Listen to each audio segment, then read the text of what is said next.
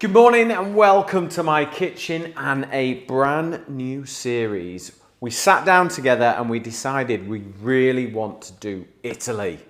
Italian food is a real passion of mine. I've spent so much time over there. I kind of wanted to share some recipes with you from regions, travels over there, whether it be holidays or work. I've done quite a lot of different things in Italy, so I thought I'd wrap it all up with some delicious recipes.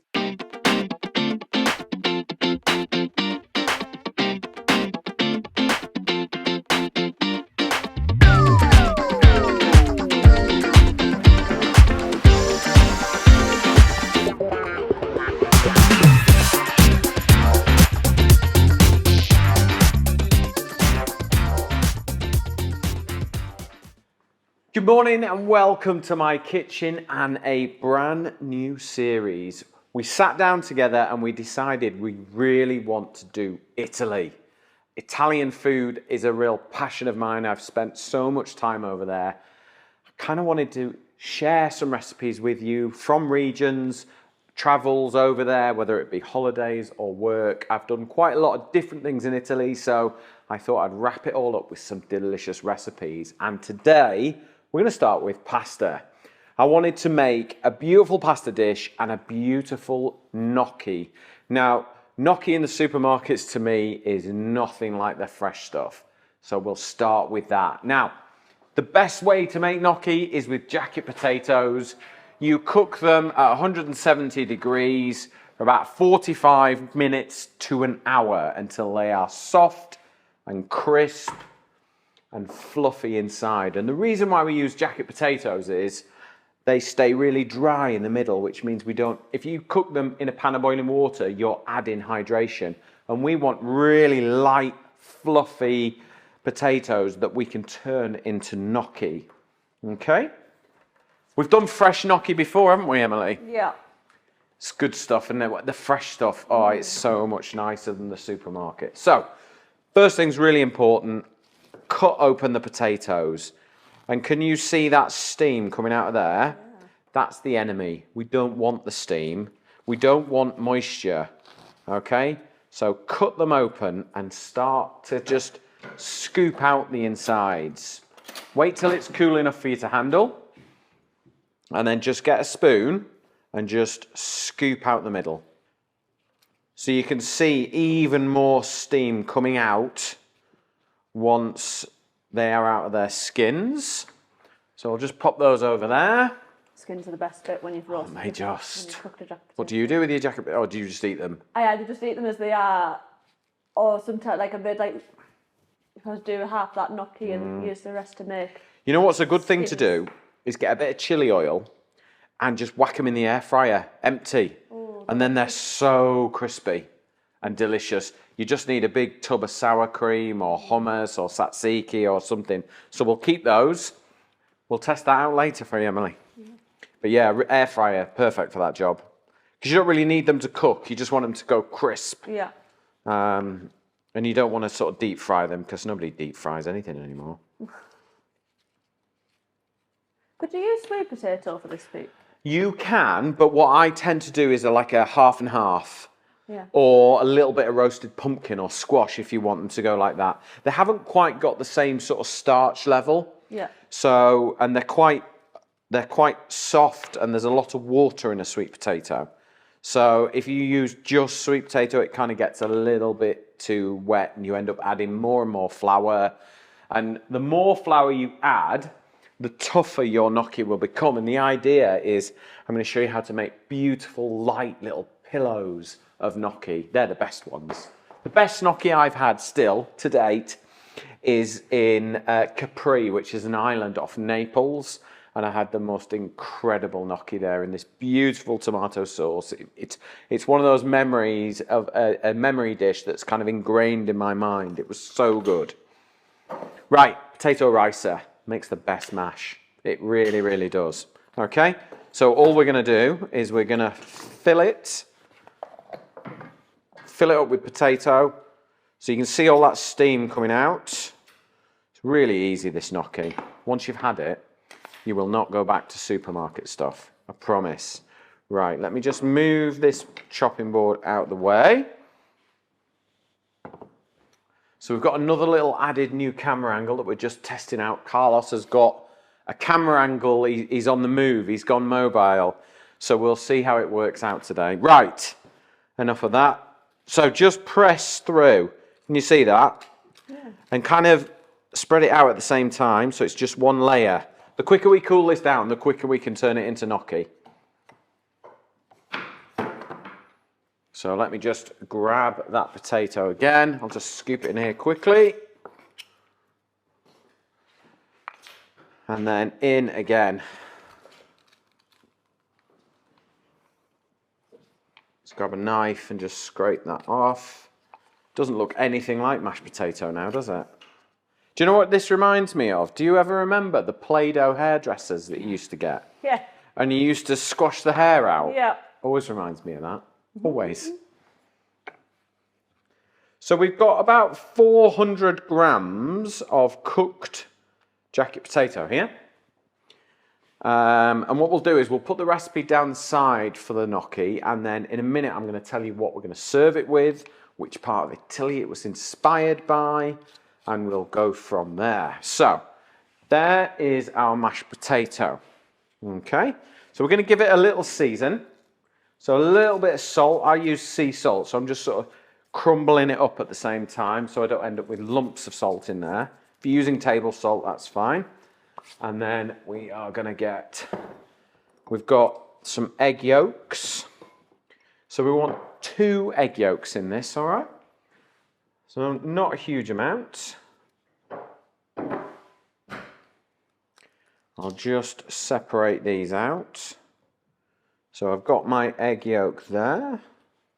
I taught some people how to make this the other day, actually. It was a group from the round table, and they wanted to learn how to cook something. So I decided that we would teach them how to make this. And they all did really, really well.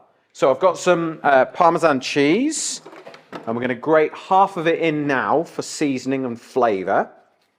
And then we'll keep the other half for the sauce. We see this all right? Yeah. We all good? There we go. Always important to have a really fine grater for Parmesan. Little bit of coffee, I think.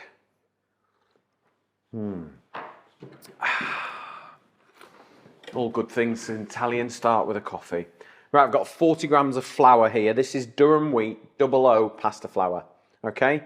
If you can't get pasta flour, go for bread flour. Only add half. We can always add a touch more if we need it. And then we begin to mix. So what we're not doing is mixing and kneading. What we're doing is chopping this together. Because you don't want to develop the flour that we've put in there. We're just using the flour to take it from mashed potato to a dough. The starch in the flour is going to help it hold together. But if you overmix it, they become like little bullets, all right?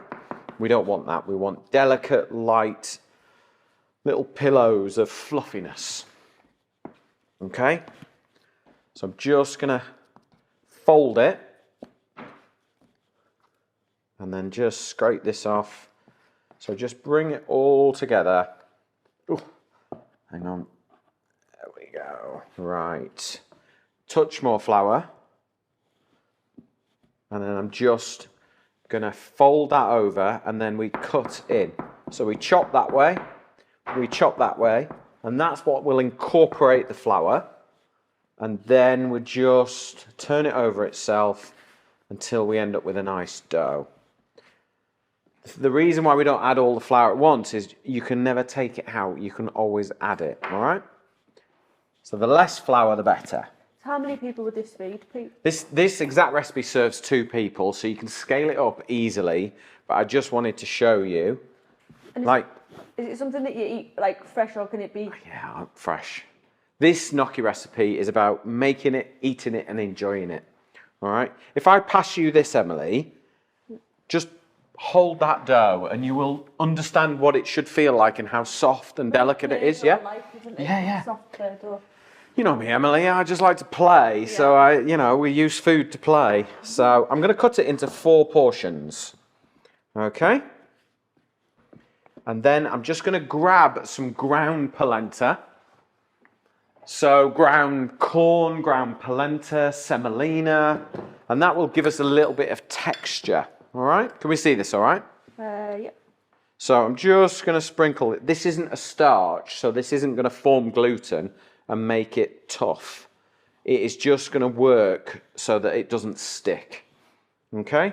I think you could actually make this gluten-free as well, couldn't you? I would have thought so, because you're not really working the flour for the gluten. It's definitely something you could try. Yeah. Without a doubt.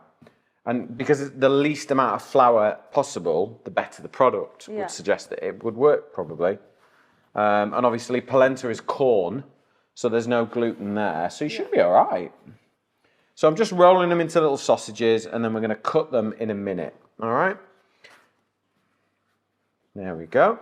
So if I just put a little bit of polenta there, and then we'll sit them on the polenta, and then they won't stick while we get the sauce ready and get our pan hot. The gnocchi is made and resting, just ready to cut in a minute. Now, I wanted to share with you my sauce that we're going to serve the gnocchi in, and it is inspired by Milan. So the north of Italy, you've got places like Lake Como, all the lakes in that area, Milan, you know, the bustling city of Milan is where Taleggio cheese comes from. And that is one of the ingredients that we're going to use to make a delicious sauce with some walnuts, some garlic, some butter, and some fresh thyme. So I've got my pan on. We'll start with the garlic. So we just need probably a couple of, that's a good sized clove, that one. So small clove, 2 of those, I think, or 1 big one. All right. And then we'll just get rid of that, pop that over there. Now remember, if you've got any questions at all, please do post them in the comments below. I will answer them as best I can. We're going to try and put some graphics on as well so that you can kind of see which parts of Italy we're sort of taking our inspiration from. You are travelling off to Italy, aren't you, later on this year, hopefully? Hopefully. So Emily's going to go off travelling in Italy, which will be exciting. So she'll hopefully come back and go, do you know that really nice place that you told me to go to, Pete? It's not there anymore. Hopefully not. I'm sure they'll all be there. But it is an incredible country to live, an incredible country to travel in, to live in, it's just the best. It's my special place. I love it. Right, well, we've got the pan on. We need a little bit of olive oil, so let's grab that. Bit of extra virgin olive oil into the pan just to get things going. We're going to get our garlic in. And then we're going to get some fresh thyme. So this is still growing in the garden, lovely. It's survived the winter. We've actually got snow today. So it really is wintry out there. Thyme works really well with this.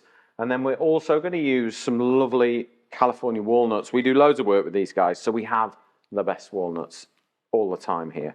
So, in with our thyme. Got to work quite quickly. In with our walnuts. Okay, and then we'll give it a little toss. Drop it down. Now we're going to get some butter in there. What we want to do is we want to make an emulsion, okay? So there's about 80 grams of butter there. Maybe 80 Yorkshire grams. Maybe there's a bit more. Do you reckon, Emily? Yeah. You're my butter police, aren't you? Yep. So now we're starting to get some flavour in there. Oh, that smells good. Really good. Okay. So I've got a pan of salted boiling water here. Just get some salt in there. Ready to go for our gnocchi. So let's just grab some polenta onto our chopping board like so. And then let's just lift our portions of gnocchi. And then grab a knife, and all we're going to do is cut them into portions. So about 1 centimetre long pieces. Okay. Do the same again that way. You could also flavour your gnocchi as well if you really wanted to. You know, you could add some herbs into your gnocchi if you want, some chili flakes. You could add a bit of garlic into it if you fancy, some herbs. But we're just going old school on this one. Okay. And then to shape your gnocchi, what I like to do is get a little bit of my polenta on my hand. Can you see my hand all right there, Emily? Yep. And then just roll it like so, and then press it in like that. And I just want some nice, I'm just uniforming the cuts. And it's important that everything is the same shape, because if it's the same shape and size, it will all cook at the same time, which is really, really important. Because I'm going to show you a little trick in a minute on how to know when your gnocchi is cooked. It's really easy. It's really simple. I think gnocchi is one of the easiest things to cook. Not necessarily the easiest thing to make. I mean, there's not a lot goes into it, but it's knowing almost what not to do, not to overwork it, not to, you know, to be delicate and just enough for it to be delicious. Okay? So, once you've shaped all your gnocchi and your pan is boiling, we are ready to go. So, last couple there.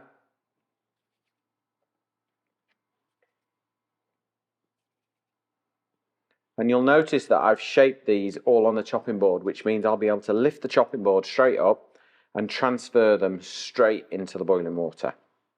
Okay? Right, last couple there. Gnocchi doesn't all need to look beautifully perfect.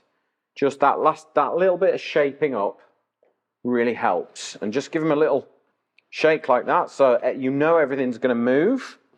And then we're ready. So can we see the pan of water all right, Emily? Yeah. Shall I go from this side? Yeah. Right, pan of water boiling, ready to go. In they plop. Carefully slide them in. They are going to take about 2 minutes to cook max. Okay?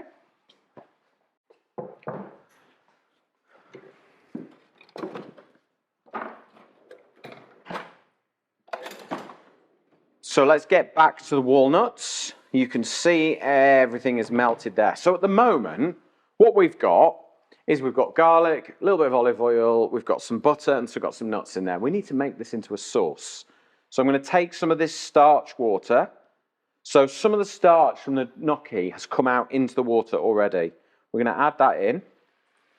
And this is going to make an emulsion between the butter and the starch water. So it almost goes a little bit creamy without adding cream, all right? Now we're going to watch our gnocchi. So the minute it floats to the top, the first one will come up and the rest will follow.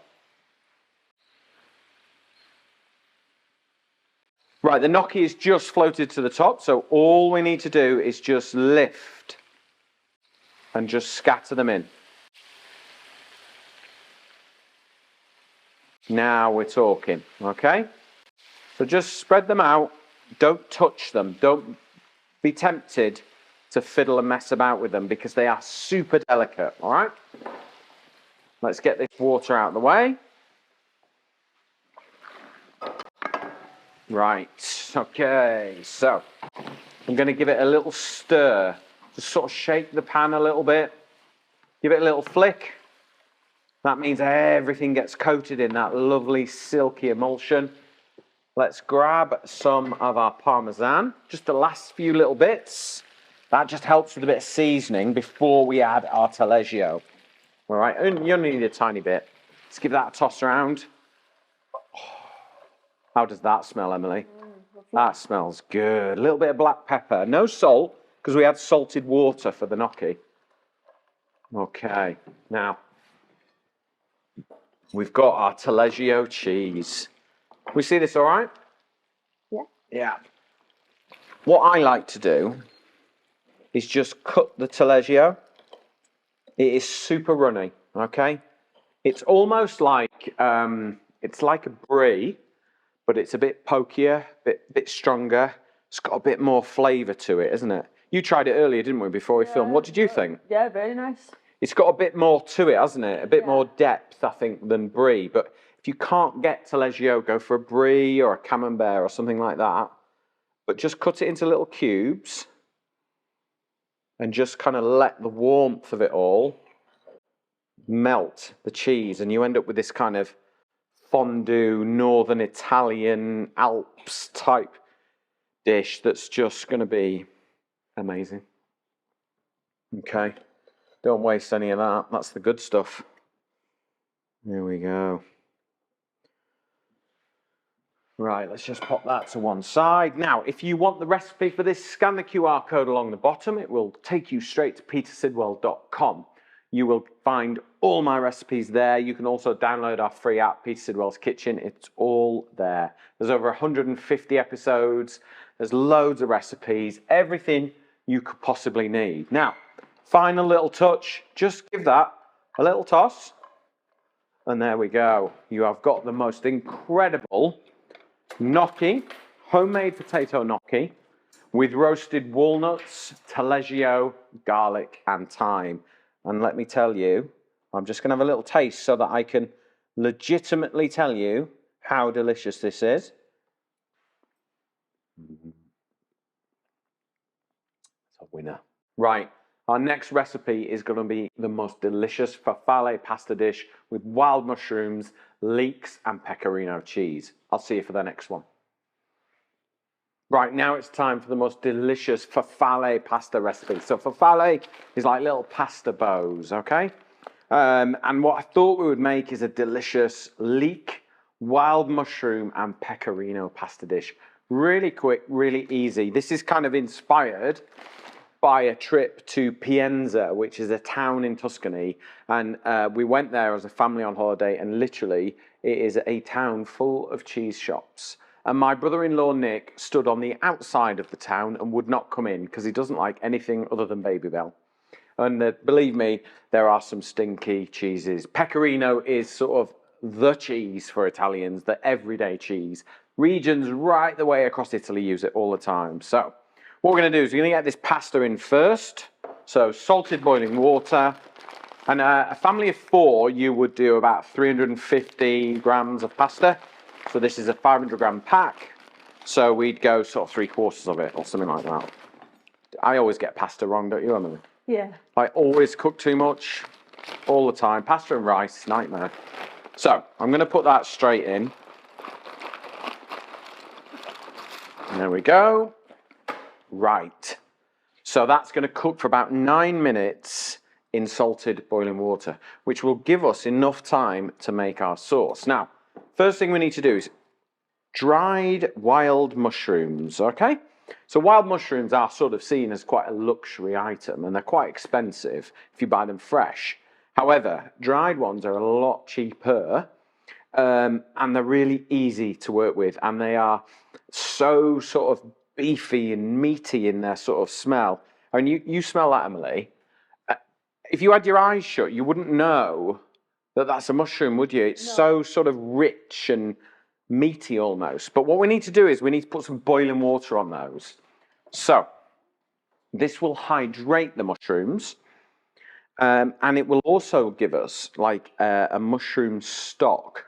So the water that we're laying on these will absorb all the flavour of the mushrooms, and then the water becomes like a rich flavoursome stock that we can use as well. But all we need to do is just sit them in some boiling water for a couple of minutes, and they will just hydrate, suck the water up, be delicious.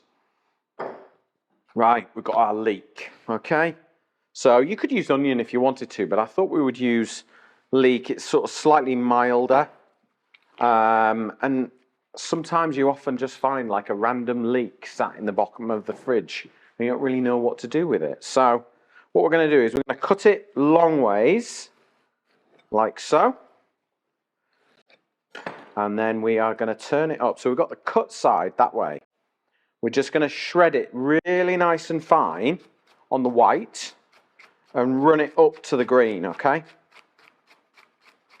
So I'm using a 20 centimeter cook's knife and we're just rolling through the leek as thinly as possible because we want it to cook quite quickly.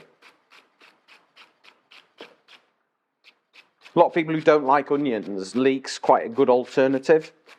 It's got that sort of savoury flavour. There we go, that will do nicely. Pop that to one side. Right, let's get our pan on. Get a little bit of olive oil in the pan. Okay, there we go. The olive oil is also to help make a sauce as well, so don't be afraid about how much I've put in there.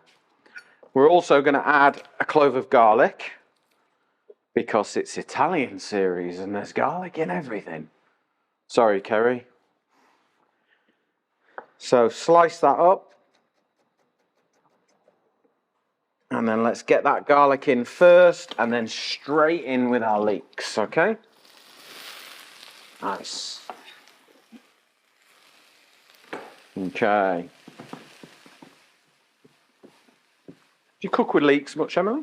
Not really. No, do you not? Not in a different way, Other than as a veg? Yeah. Yeah.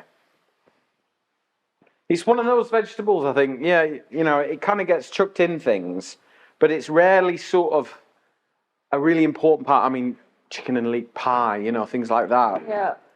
It's rarely used. I mean, I don't think they use leeks much in Italian food, to be honest, but for me, I sort of saw it and I thought, do you know what? That's been in the fridge a little bit too long. It needs using, and I've only got one. So it seemed like a good idea to use it. So what I'm doing is I'm just spreading the leeks. So we've got a nice, even, sort of thin layer so they can cook quite quickly. Okay, so our pecorino cheese, we're going to get this ready. So we're going to grate our pecorino straight into a bowl, and I'm going to show you why in a minute. So I'm using a nice fine grater so that it melts away really, really quickly. So just grate through.